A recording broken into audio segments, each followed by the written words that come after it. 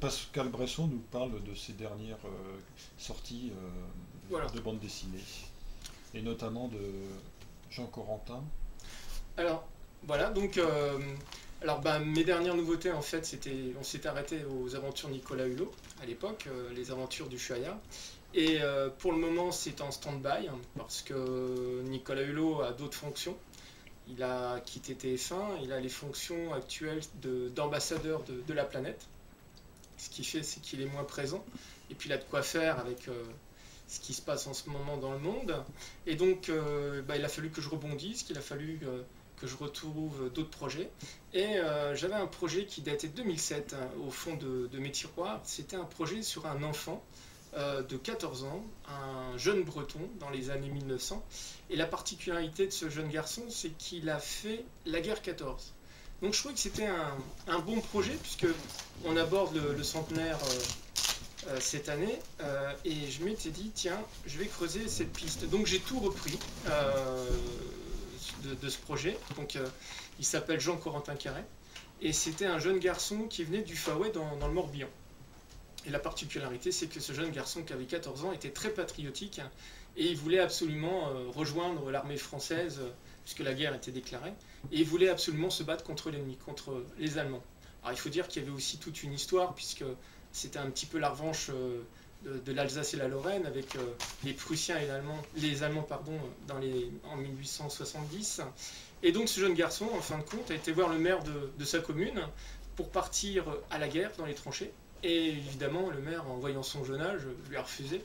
Et il s'est sauvé de chez lui, il est descendu en bas de la France, a changé de nom, et il s'est fait engager justement avec un faux nom pour partir faire déjà dans un premier temps l'école militaire à Rennes, et partir sur le front de Champagne, du côté de Verdun, dans l'Est, en 1915. Donc c'est un jeune garçon, Jean Corentin Carré, et qui a fait toutes les grandes batailles, c'est-à-dire Verdun, la Somme, Douaumont, enfin toutes les plus grosses guerres, si je puis dire. Il s'est battu à la baïonnette, il a fait la guerre des tranchées, enfin il a tout fait. Et en fin de compte, ce qui est fou, c'est que c'est un jeune garçon qui finalement a vécu 3 ans de guerre, puisqu'il est mort en 1918, et il a été le plus décoré, le plus jeune, puisque entre-temps, bien évidemment, on a su qu'il avait que 14-15 ans, et le colonel de l'époque voulait l'enlever, et vu ses distinctions, vu les décorations, l'a gardé, puisqu'ils se sont servis aussi de beaucoup de propagande par rapport à la jeunesse, puisqu'il faut savoir aussi que à cette époque, on faisait beaucoup de propagande, on construisait le futur militaire, on servait des jeunes enfants de l'école, alors que ce soit au niveau scolaire ou au niveau religieux, on fabriquait des jeunes et futurs militaires, la boucherie, les jeunes générations, et en fin de compte, bah, lui, il est parti là, et il est mort en tant qu'aviateur. Il est parti fantassin, entre-temps, il a changé d'arme, et il est devenu aviateur dans l'armée française, et il est mort abattu au-dessus de la Somme. Voilà, il avait 17 ans. Il était considéré comme un héros en fait à l'époque, hein. Alors c'était un héros, c'est surtout on a fait une fois décédé, une fois tué, on s'est servi de son nom, on a fait même un livre d'ailleurs, on était en 1918, pour justement aller dans les écoles avec ce manuel et dire aux enfants, voyez, un jeune garçon est parti à se battre pour sa patrie à 14 ans, et Un exemple. c'était un exemple, c'était un héros. Et c'est devenu un héros beaucoup plus tard, évidemment, puisqu'il a fallu creuser sa légende. Et à l'heure actuelle, partout en Bretagne, il a son nom, il y a une rue, même à Rennes, par exemple, à Rennes, il y a la rue Jean Corentin Carré. Voilà. Et c'était une famille agricole, où le père était parti aussi au front, c'était une famille de 9 enfants, et lui, il était dans les plus jeunes. Et ses frères sont partis. Alors il a eu 2 frères qui sont partis à la guerre, qui sont revenus. Il n'y a que lui qui est décédé en fait. Enfin, bon, c'était un petit. Alors ce qui était marrant, c'est que c'était un petit bonhomme, hein, qui n'était pas bien grand évidemment. Il était trapu, et c'était quelqu'un de taiseux, hein. C'était quelqu'un qui parlait pas beaucoup, et il avait vraiment un sens patriotique très développé pour son âge, surtout pour l'époque, par rapport à ses autres copains. D'ailleurs, quand on voit une photo de classe de lui dans les années 1900, il est tout petit. Et on a du mal à imaginer qu'un enfant de son âge, à 14 ans, puisse aller se battre dans les tranchées et se battre contre les Allemands à la baïonnette. Alors ce qui est quand même incroyable, c'est que non seulement il s'est battu à la baïonnette, mais en plus il a fait des prisonniers, il a libéré, enfin il a tout fait en fin de compte. Et il fallait vraiment avoir une force de caractère, un tempérament très fort. Et on a peu d'exemples d'ailleurs dans les exemples d'enfants soldats, quoi. Ouais, c'est ça, c'est un enfant soldat. C'est un enfant soldat, oui. Avant qu'on en parle maintenant beaucoup en Afrique, quoi. Oui, tout à fait, oui, parce qu'on parle beaucoup d'enfants soldats en Afrique, hein, évidemment. Parce que même Jean-Corentin Carré avait 14 ans quand il est parti se battre. Sauf que lui, il était volontaire. Lui, il était volontaire, mais c'est vrai que les enfants soldats en Afrique ont 10-12 ans. Ils ont déjà, ils se sont déjà battus et tout. Enfin, j'ai beaucoup aussi étudié là-dessus par rapport aux enfants soldats en général. Et c'est vrai que ça se fait de plus en Ses parents, plus. ils n'ont pas essayé de le retrouver? Alors, ses parents ont essayé de le retrouver, mais alors, je pense qu'il était tellement parti dans son engagement qu'en fin de compte, d'abord, il avait changé de nom. Il a seulement écrit beaucoup plus tard, hein. Sa mère a reçu une lettre de lui beaucoup plus tard, mais il était déjà dans les tranchées, il était déjà parti sur le front. Ensuite, quand il revenait en permission au Faouët, alors forcément, tu avais l'instituteur. Il est revenu, il a réussi à revenir. Ah oui, il revenait, enfin il n'est pas revenu souvent, mais il est revenu 2-3 fois quand même. Parce qu'il a passé 3 ans. 3 ans sur le front, ouais. Mais il faut savoir que quand il y avait des grandes batailles, certains, après, une fois décorés, revenaient en arrière, parce que tu avais plusieurs lignes, tu avais la première ligne, deuxième ligne, troisième ligne. Donc entre-temps, il a été décoré, quoi. Et donc entre-temps, effectivement, il a été décoré, il a même été jusqu'au grade de sergent, quand même, pour un gamin de 16 ans, il a été sergent à 16 ans plutôt. Et donc, quand il revenait au Faouët, forcément, tu avais l'instituteur et le maire de la commune qui le prenaient et puis qui le présentaient un petit peu aux autres enfants en disant engagez-vous, vous voyez l'exemple, vous avez vu votre camarade. Il y avait ce côté très patriotique. Alors c'est vrai que quand je fais le parallèle à maintenant, je me dis quand même, j'enverrai pas un de mes enfants à 14 ans se battre sur le front, surtout quand on connaît un petit peu comment ça se passait dans les tranchées. Il a demandé la vie à personne. Lui. Ah non, lui non, d'entrée il s'est sauvé, il a changé de nom, il est parti sur le front directement, et ce qui était marrant, c'est qu'il était dans une compagnie de Bretons, hein, forcément, ça c'était très important. C'est-à-dire il devait parler que breton? Beaucoup. Il parlait français aussi? Il parlait français, il parlait breton, mais il avait son certificat d'études à 12 ans, il me semble qu'il oui, il était très... Ah, oui, il travaillait bien à l'école. Oui, puis c'était un jeune qui travaillait bien. Ce qui était marrant, c'est que dans les rapports, c'est marqué qu'il embêtait souvent les filles, qu'il passait son temps à embêter les filles. Mais déjà, effectivement, il avait une certaine faculté d'engagement, de patriotisme, de fidélité.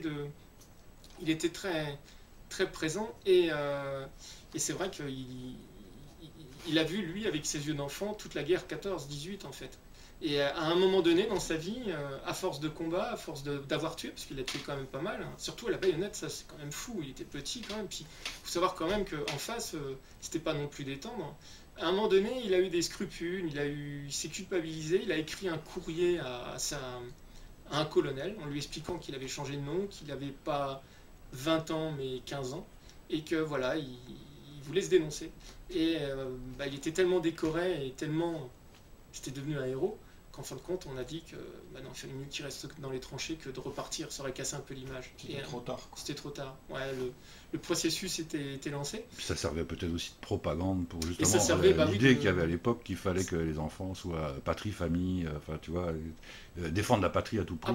Complètement. Et puis c'est vrai que pour eux, c'était du pain béni. Voilà, surtout qu'en plus, le moral des Français était au plus bas, donc forcément, c'était bien de dire, regardez, vous êtes des hommes, vous êtes des adultes, là vous avez un enfant de 14 ans, il est tout de suite sur... Mais il a des descendants? Alors il a des descendants, il y a encore de la famille Carré, du côté du Faouët. Mais bon, après, tu sais, tout ça, après, il y a plus grand... Je crois qu'il y a un musée, il me semble, au Faouët. Il y a une sépulture? Il y a une sépulture, oui, parce que le corps a été rapatrié, il est enterré au Faouët, et il y a un monument pour commémorer justement ces actions de combattants. Mais pour relater cette histoire-là, tu t'es appuyé sur des archives? Alors oui, j'ai lu beaucoup de livres, notamment parce que... pourquoi? Alors comment je suis arrivé à ça? C'est parce que je trouvais... Alors moi qui suis un passionné d'histoire, je connaissais déjà son histoire de Jean-Corentin Carré, déjà adolescent. c'était pas dans les livres d'histoire, hein, c'était pas mentionné, mais moi j'aimais beaucoup justement la période de 14-18, parce que déjà j'avais un arrière-grand-père qui a été d'ailleurs, qui a croisé, qui aurait pu, il l'a pas connu évidemment, mais il a connu sa section, puisqu'ils se sont battus côte à côte à Verdun. Donc mon arrière-grand-père était tireur d'élite, hein, en fait, dans les... Ouais, tireur d'élite, et je sais plus, dans la 410e régiment, je crois, et il a été décoré. Et d'ailleurs, au sémaphore de Cancale, il y a une exposition justement de ma BD, et puis il y a des objets de mon arrière-grand-père qui trônent en fait. Ah oui. Ouais. Et donc il aurait pu croiser Jean-Corentin Carré, puisque les deux sections se sont retrouvées en fin de compte côte à côte pour combattre sur le front. Et à partir de ce moment-là, effectivement, j'ai fait toutes mes recherches. J'ai été donc voir aux archives de Rennes, aux archives du Faouet. Je me suis procuré les ouvrages qui parlaient du jeune garçon. Il n'y en a pas beaucoup, malheureusement. Et puis avec tout ça, il a fallu évidemment construire toute l'histoire, tout personnage. Alors, il faut savoir aussi que quand on fait de la bande dessinée, il faut aussi un peu romancer, forcément. Il y a le côté historique, réel, mais il faut aussi un petit peu romancer. Donc, parce que c'est en 3 tomes, ça sera donc en 3 tomes, donc 1914-1915, le premier tome, deuxième tome 1916-1917, et le troisième tome sera 1917-1918, la date donc de sa mort dans l'aviation. Là, pour l'instant, tu n'as réalisé que le premier tome. Que le premier tome, voilà. Le premier tome sort donc en septembre, et donc c'est, on va dire, vraiment son engagement, toute la propagande. Donc le premier tome, vraiment, on va parler de sa propagande, on va parler de comment il est arrivé justement à usurper son nom pour pouvoir justement aller sur les tranchées.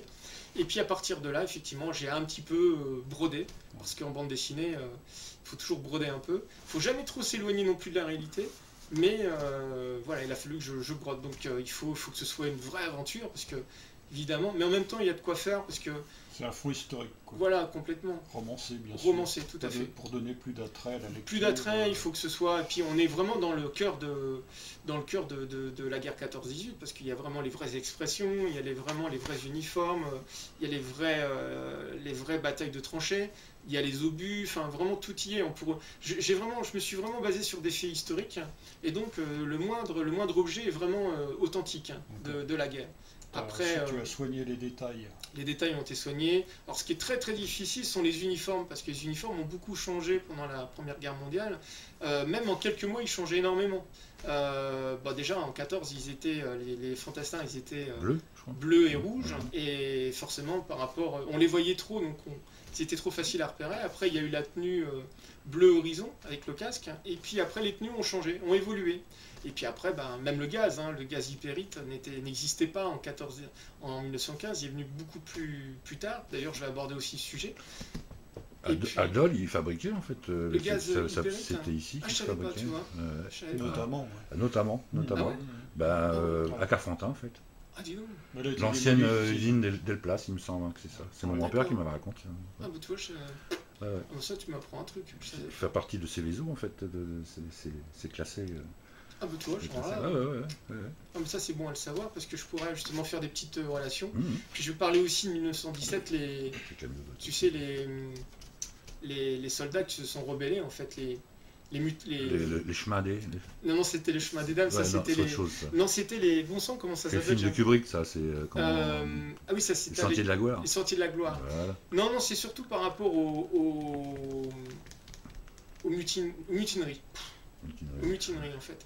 Parce qu'il y a eu à un moment donné, en 1917, il y a eu les mutineries de 1917, où beaucoup, forcément, les généraux envoyaient carrément les hommes se faire tuer, mais c'était en masse, c'était vraiment c'était l'usine. Et pour les 2 prochains tomes, tu as déjà défini le scénario? Alors, le deuxième tome, je l'ai déjà commencé. Ouais. Donc, Jean-Corentin Carré, en fait, il va commencer à se culpabiliser, il va commencer à justement voir la guerre, il va raconter sa guerre.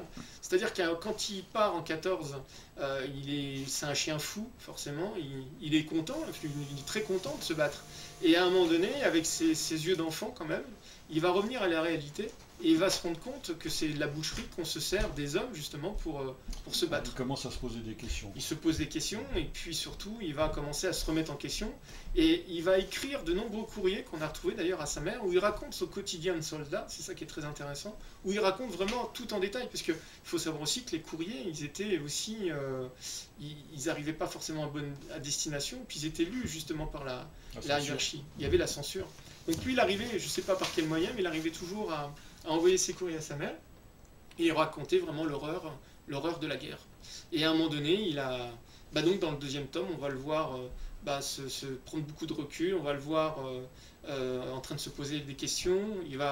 Et c'est à ce moment-là qu'à un moment donné, dans le ciel, il voit 2 avions, un français et un allemand, se battre. Et c'est là qu'il a cette révélation de devenir aviateur. Et donc il va demander à changer d'arme, c'est-à-dire qu'il va partir dans l'aviation du côté de Tours. Et c'est là qu'il va devenir pilote. Dans le deuxième tome. Dans le deuxième tome. Donc là, on finit le deuxième tome avec en devenant pilote. Et le troisième tome, là, c'est toute la vie de pilote, puisqu'il a aussi combattu. Et ce qui est quand même dingue, c'est que même en tant qu'aviateur, il sera décoré. Donc c'était vraiment un destin particulier. Et là, on finira sur la fin de Jean-Corentin Carré, qui se fera tuer avec son copilote, puisqu'ils étaient 2 par avion, qui sera tué par l'ennemi, évidemment, puisqu'il va tomber dans une embuscade. Voilà. Un petit peu à la façon... Une embuscade aérienne Une embuscade aérienne, ouais. Un petit peu à la façon du Baron Rouge ou de Georges Gilmer aussi, puisque c'était 2 grandes figures. Et... Voilà.